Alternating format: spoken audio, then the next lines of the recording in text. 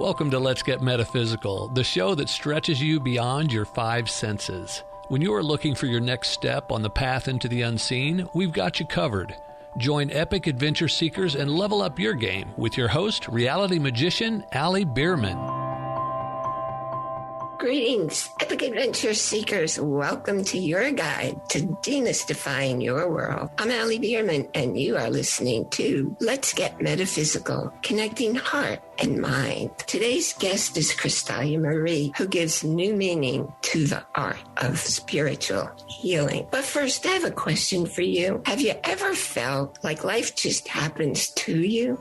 If that's you, I made a gift for you. Step in a new direction. In this quick read, you'll begin to discover your power and control every day in your life. The link to download your copy is in the show notes. Krystalya began her self-healing journey in her mid-20s, yet her real healing began in 2000, when after years of working on self-worth and self-love issues, she discovered an underlying belief that had kept her from loving herself fully. In 2001, her faith and self-love were tested when she discovered a golf ball-sized lump in her breast. After doing all that she knew and trying many alternative healing methods, she was guided to create Krystagraphs, symbols, colored drawings that during one brief session removed the lump. I wish I could show you these amazing works now. I will share some in our Facebook group and on the podcast webpage, and those links too are in the show notes. She subsequently developed various ailments, such as bladder infection, yeast infection, hypothyroidism, deep vein thrombosis, cancer, and more. In each case, she immediately received symbols to heal the ailment. She now helps thousands of people worldwide find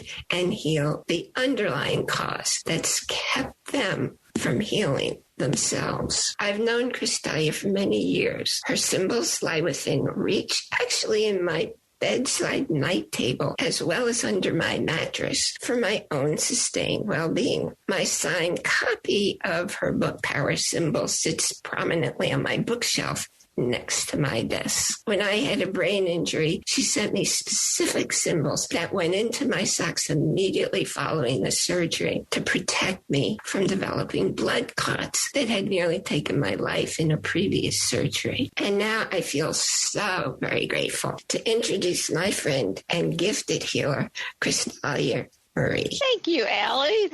This is so much. I'm so excited to be here with you today and share with the audience. I'm overjoyed to have you and share you with everybody. Now that I told everyone about your extraordinary Krystagraphs, would you please tell us what they are, how they come to you, and the details in creating one? Well, as you mentioned a bit ago, I had this lump in my breast, and I was living in Sedona. And I had learned to do cell retrieval and this whole healing process. I was a practitioner in that program. So I did all the things I knew how to do, and it wasn't working. And I then started seeking out alternative healers, and there's a plethora in Sedona. And one day, this medical intuitive said to me, "You need to draw those images floating in your aura." And I remember rolling my eyes and saying, "Yeah, right, whatever," and leaving. Well, Spirit has such a sense of humor. The next day I'm in meditation and I downloaded 65 different symbols. And when I would ask what they're for, Spirit would say, "We'll tell you later." Are they colored? Yes. What colors? We'll tell you that later. So here I am with 65 sketches, no idea what they're for. And then over the next couple of weeks, I got one that was called Love and Trust, which was all about trusting the process. So that was the first one I identified and actually created in color. And then 5 or 6 weeks in, I'd started to identify them. I had one called Angel of Self-Nurturing, and that one was for the breast, and I knew that because the breast is all about nurturing. And then I got this thing that looked like a jellyfish, and I was told to give it to the medical intuitive that it would remove the poison from a brown recluse spider bite she had that she'd been working on for a while and hadn't helped. Nothing had helped. So I went into her and I said, "Here, Spirit says to put this on your arm and it'll draw out the venom." She put it on her arm and she's like, "Oh my God, the venom is gone." And I'm like, "How do you know that?" She's like, "I just know it's gone." So I went home and I'm in meditation and Spirit says, you could just use that symbol to remove the lump. 20-minute process, and basically the idea was the tentacles of the jellyfish-like image sucked the lump right out and into its sac, and as it did, the tentacles were healing all the tissue around it. Wow, so that was incredible. My first experience, and after that, I was paying attention, because literally that was in 2001 and 2. I think it was actually early 2 by the time I actually got to that healing, and it's been, 20-some years now, close to 20 years, never come back. Wow. They're basically colored drawings that can be used sometimes through visualization and sometimes just as simple as holding them against the skin of your hand and absorbing the energy. It replaces the energy that's damaged that's missing, or damaged energy it'll actually repair. And that's what every medical intuitive has told me ever since I started drawing them, that's what they're doing. So that totally makes sense to me, because I study or have studied sacred geometry. Mm-hmm. So there are artists who do sacred geometry paintings and just all kinds of, I have those under my mattress too. Get it? No, yeah, really. Seriously, it's amazing what something, we all take art for granted, and yet something like that actually does shift our energy all the time. We're just not aware of it. I just had a light bulb go off. I do subliminal paintings. When I create anything, I just do it, and then I step back and see what the universe had me create. So my subliminal paintings will be filled with lots of different scenes and messages that I did not intentionally put in there. Oh, wow. Very cool. It's almost like my way of getting symbols. And I like to put them, I like when people buy them, put them in their home, or I give them as gifts, because whether or not they know it's there, their subconscious mind is working with the messages. Oh, yeah. And like I say, everything that comes into our realm, it all affects our energy. So absolutely, we may not be aware of it affecting our energy, but it does affect our energy. Yeah. And I was thinking, we were talking earlier about a very interesting episode you had with your friend's baby coming 10 weeks earlier. And would you mind sharing that with everybody? Because I thought this is how the universe works in interesting ways. Oh, yeah, for sure. The universe does work in interesting ways. So basically what happened was I was traveling back from Colorado back to Sedona through New Mexico with a friend that was pregnant. She was not going to have the baby for 10 weeks. And I'd actually gone with her to her midwife. She was having the baby at home and all of this stuff. And she said she wasn't feeling well. So could we stop early? We stopped in Las Vegas, New Mexico. I always laugh at that one. And we're in the hotel and she's like, I'm still not feeling well. I think I'll take a warm bath. And I walked into the bathroom at one point and she's pressing her foot really hard against the end of the tub. So I decided I'm going to start tracking and seeing how, and they were 3 or 4 minutes apart at that point, her contractions were, and she was insisting that she wasn't having the baby anywhere but at home. And I finally called the midwife and she's like, call an ambulance now. And I instead called the front desk, found out where the hospital was, threw a dress over her, grabbed her by the arm and said, you're coming with me. And she's arguing with me the whole time, like, no, I'm having the baby at home. And I'm like, well, the baby doesn't think so. Come with me. So baby was delivered within a half hour. And he was having problems breathing, and they had some other challenges. And I ran out to my car and grabbed my book of symbols and said, can I please put some of these on this baby? And they're like, yeah, right, whatever. I'm in a hospital, right? They're like, okay. So I did, and I put ones on specifically for breathing first, was the first ones I put on. And at this point, they were saying the furthest he could travel to get him to, and this is airlifted, was Albuquerque, which was very close. And she wanted to go all the way to Arizona and either Phoenix or Flagstaff, but she was adamant about this. And so I put those symbols on, and pretty soon the doctor comes over and she says, I don't know what that stuff is you're using, but if you've got something for, I don't remember what the next thing was, for his immune system or something, please put them on him right now. So I did. And like 10 minutes later, maybe 15 minutes later, she's like, he's well enough that we can transport him to Phoenix or to Flagstaff.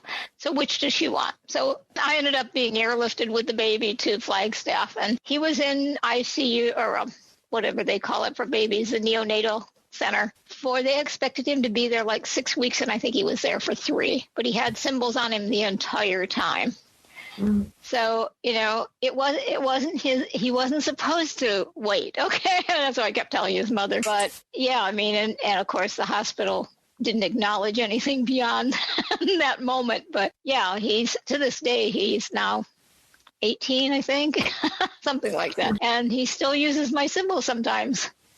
Oh, cool. So I'm imagining you must carry a deck of your symbols or your book or both with you all the time, because you never know when you're going to want them. Well, actually, I don't, because I carry them all energetically in my body because I've drawn them. But if I really need something to tune in, I actually will print them and wear them on my body inside of my clothes and stuff. But I have over 500 of the images. I stopped counting at 500. So at this point, I couldn't possibly carry them everywhere with me. Yeah, I got that. I even have a COVID symbol that I put out for free on my website for everybody, because I asked and Spirit gave me something. So it's like, that's a humanitarian thing. So I gave that one away. Yeah. That one I do wear. So for protection? Yeah, it actually, a lot of the symbols, the way they work is they're for keeping you from getting the ailment, or if you get it, it helps you heal faster, is what Spirit tells me with each one. So some of them are not that way, but a lot of them are, and that one is. It's for protection as well as healing if you do have COVID. So the fact that you have downloaded more than 500 of them, and I went through a list of different ailments that the universe gifted to you so that you'd be able to heal them. Right. So, and I know one day asked the universe, why do I get things that only 0.5% of the population gets? And it was a pretty similar answer. So I could heal it and then share it to assist other people. Right. Yeah, my joke was, okay, after you did that list, and about the time I got deep vein thrombosis after I did I went across country, and I actually healed it. It was pretty funny. I, in my mind, could draw the symbol and do the work, and then later went and drew it by hand, because, of course, I'm in the hospital. Cause I wasn't going to the hospital, but there was a doctor and 2 nurses in the audience, and they're like, no, you can't not go to the hospital. I mean, my leg went from nothing to ballooned in 5 minutes, okay?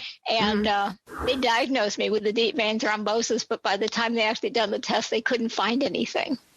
And then they were like giving me pain pills and stuff and saying, oh, you can't go back on a plane until you have go to a doctor and be tested, which I did do that part. But they also told me not to go out and walk around to keep my leg elevated. I went shopping the next day.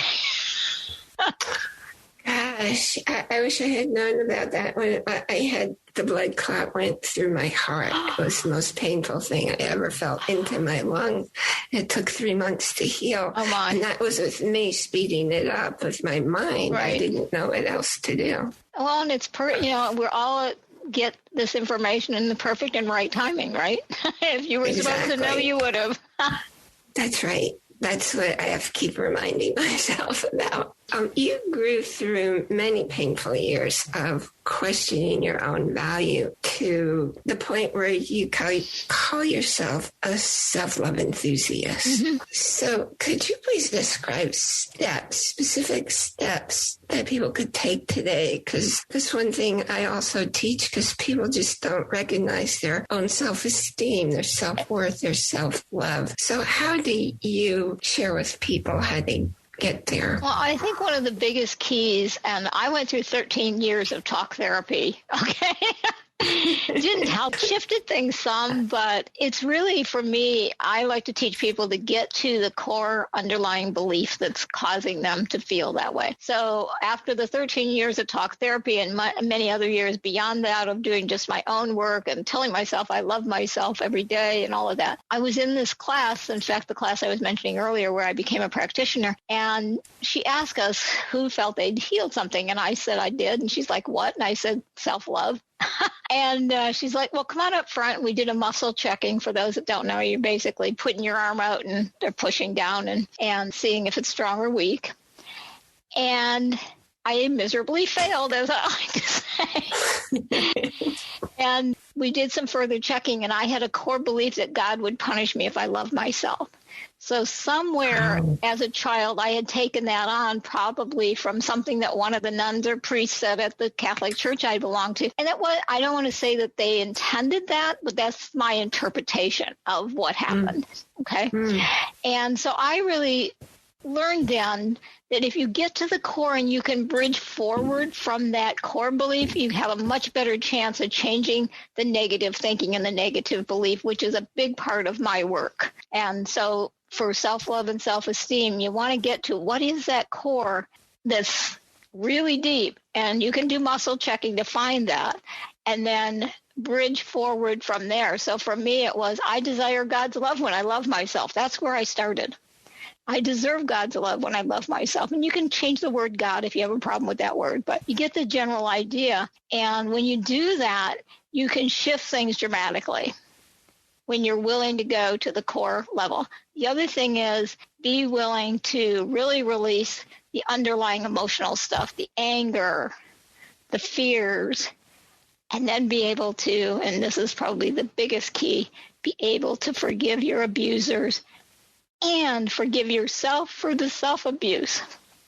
Because we really are self-abusing. If we're allowing abusers in, we are abusing ourselves. We're putting that energy out. And so that's the way I look at it. And I've actually written a book that needs to be published. It's called Stop the Abuse, Love Yourself. And people can get that on Amazon? No, it needs to be published. I keep saying I got to get back to finishing it. It's all written and never got actually put out. And it's like, yeah.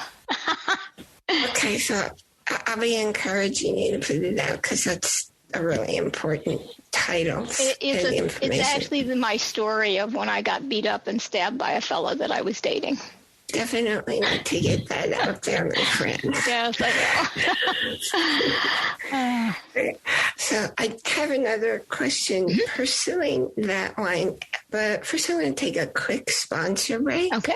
So affirmations work 100% of the time. If yours do not produce your desired results, it's time to discover what others do not tell you about, how and what to say, and the secret no one shares that leaves you thinking affirmations do not work for you. Head over to letsgetmetaphysical.com/affirmations for my special offer, Allie, on goals and affirmations, and that link is in the show notes. So going back to what we were talking about with the self-love and all the aspects that even when people are stating affirmations or however they're doing it, the forgiving is really crucial.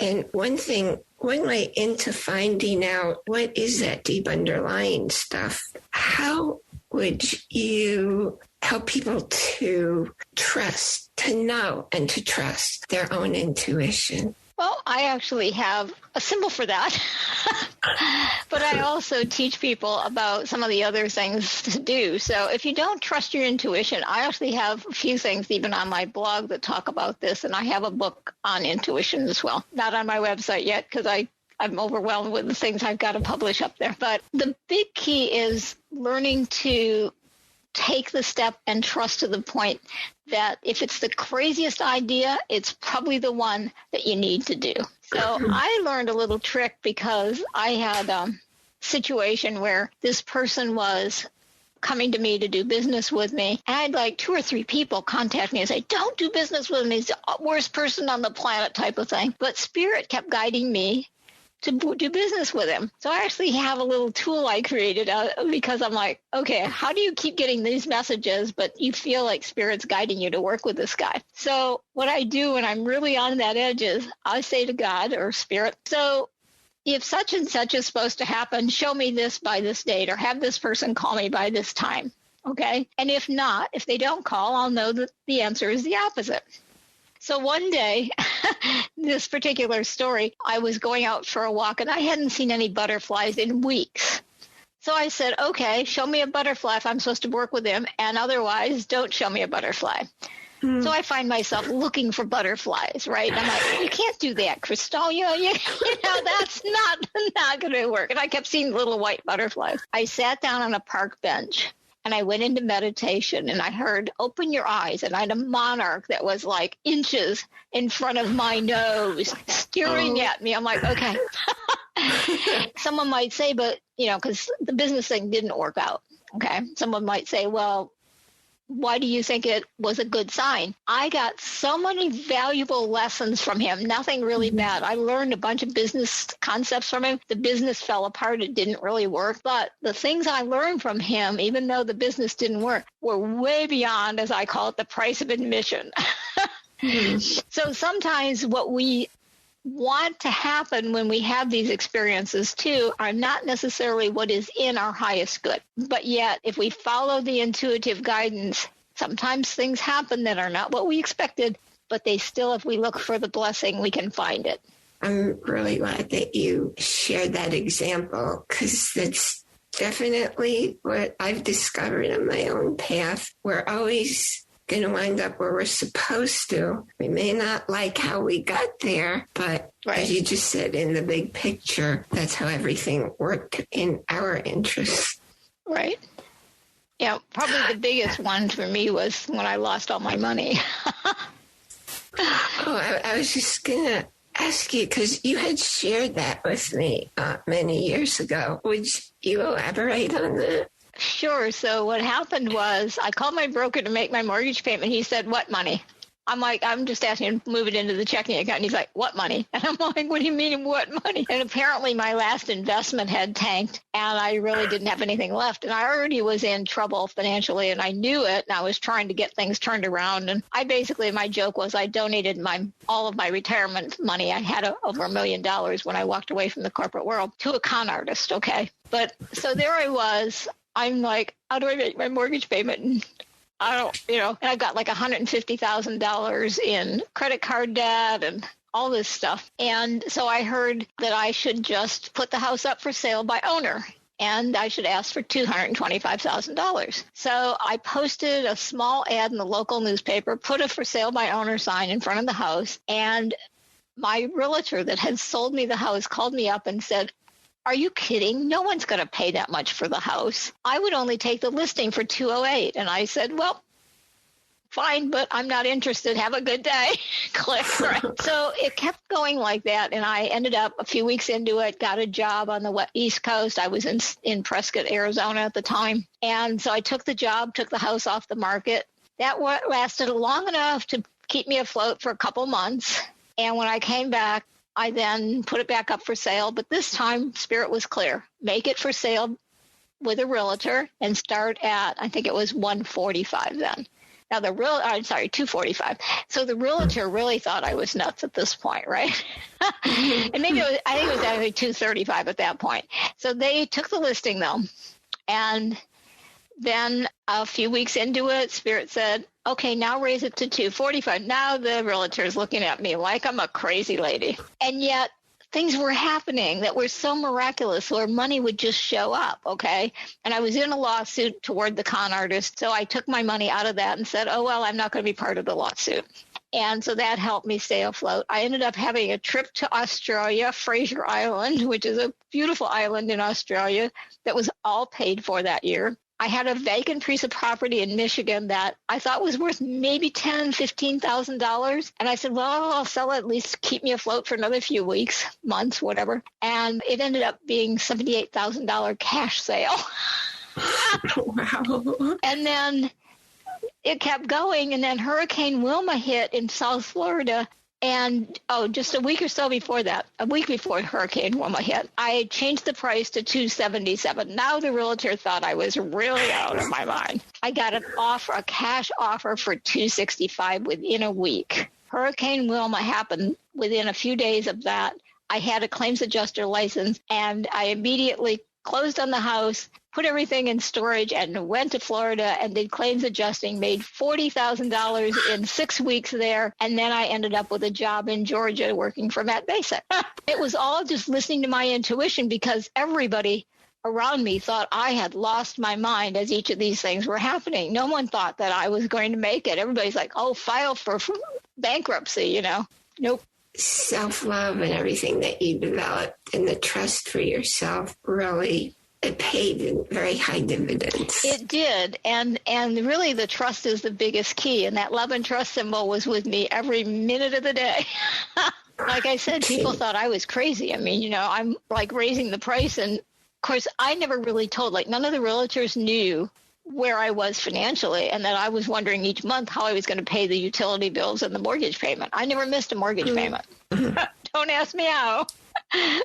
Miracle after miracle. Well, faith. Yes, faith, yes. And keeping the faith in the universe always takes care of us in the way it sees as best for us. Yes, in fact, there's I think it's from the Bible. I'm not a big Bible person, but there's a saying that faith is when you're standing at the edge of all the light you have known and about to step into darkness. Faith is knowing that there'll be something to stand on or you'll be taught how to fly. Oh, yes. During that entire time, I had that posted in front on doors in my house. So every time I'd get scared at all, I'd see that and start reading it. And I had put it with the love and trust symbol on the piece of paper too. Well, I'm going to print out those symbols. I actually have them, and I'm going to put that saying up with them because it doesn't hurt to have that, as you say, in my environment, right? Because I'll just see it, even if it's subliminal. Mm-hmm.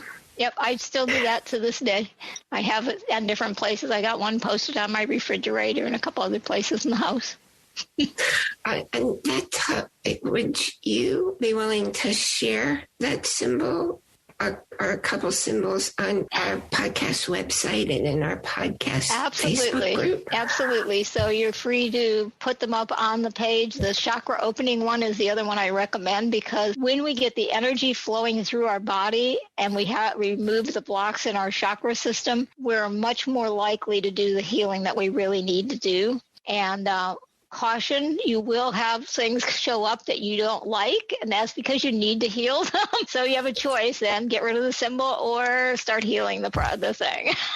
But yeah, the chakra opening gets that energy flowing, and then the love and trust is the one we were just talking about. So feel free to share those. Yes, absolutely.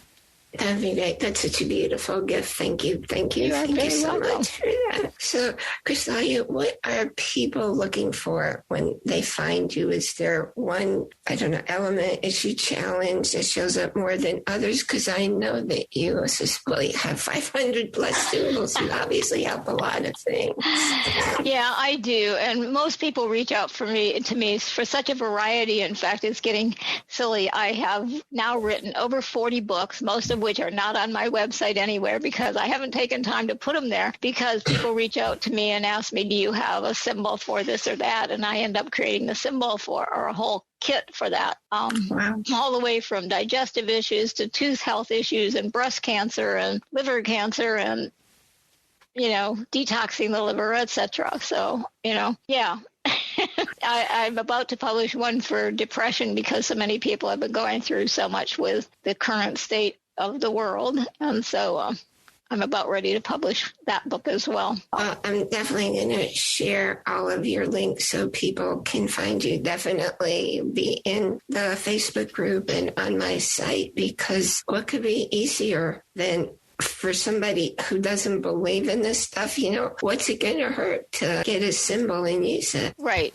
Yeah, I have probably the favorite one people will sign up for is my energy tune-up, and it's actually energytuneup.com, but it literally in 20 seconds can boost your energy. And there's a symbol in there called high energy. It's also part of the book you have. Yeah. And I've literally been in a boring meeting where I was dozing off, picked up the symbol, and I'm back awake. And other people have said that's helped them too. So, hey, try it out. Like you said, it can't hurt anything. Yeah. And you might get some good experience.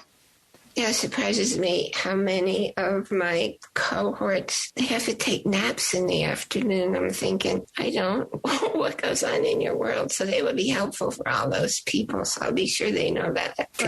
Right. So as we're coming to the end of our chat today, is there any single message that you really want to be sure to leave with everyone?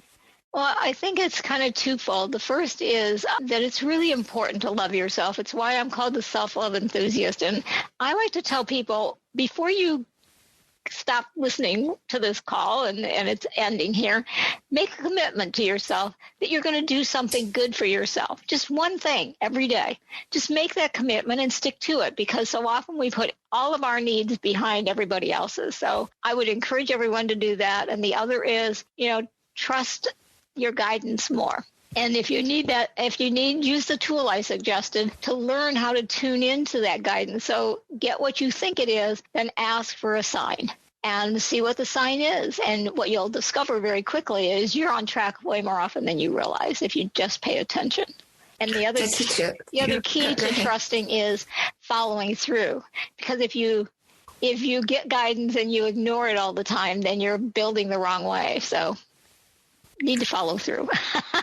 So that's such a powerful message. Be sure that you do muscle testing so that you're getting accurate information. Yes. And I do teach muscle checking in my books and all my materials as well. In fact, I had a famous chiropractor who does chiropractic work on the royal family. When I wrote my book and he saw it, he said, that's the best description of how to do muscle checking on yourself that I've ever seen anywhere. Okay, cool. Well, thank you so much. And all of you epic adventure seekers, there's a whole lot here for you to take action on right away. And there'll be more surprises to awaken. What you don't know next time.